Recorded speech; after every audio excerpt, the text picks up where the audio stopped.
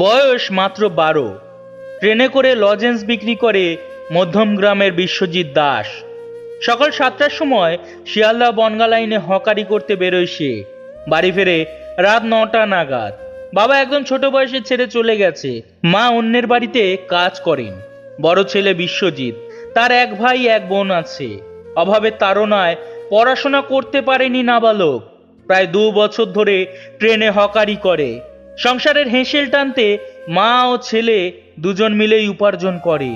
প্রত্যেক দিনই 500 টাকার উপর রোজগার করে সে। তবে পড়াশোনা আর করতে পারে না ছোট্ট ছেলেটি। অন্য বাচ্চারা যখন পড়াশোনা করে তখন তারও ইচ্ছা হয় বই পড়ার, কিন্তু বই পড়লে তো তার আর পেটের ভাত জুটবে না এখন। তার উপর রয়েছে ভাই বোন। অগত্যা পরিবারের কথা ভেবে সকাল থেকেই ট্রেনে হকারি করে বেরোয় ছোট্ট ছেলেটি। শিয়ালদা বনগা লাইনে কোনো ট্রেনে যদি বিশ্বজিতের সঙ্গে দেখা হয়, অবশ্যই তার থেকে একটি লজেন্স হলেও কিনবেন। এত ছোট বয়সে পরিবারের গুরুদায়িত্ব সে সামলাচ্ছে, তা দেখে কুর্নিশ জানায় নাবালককে। বহু বড় মানুষ আছেন যারা পরিবারের দায়িত্ব নিতে অস্বীকার করেন, সেখানে বিশ্বজিৎ পরিবারের বড় ছেলে হয়ে যে দায়িত্ব মাথায় নিয়েছেন তা সত্যি অভাবনীয়।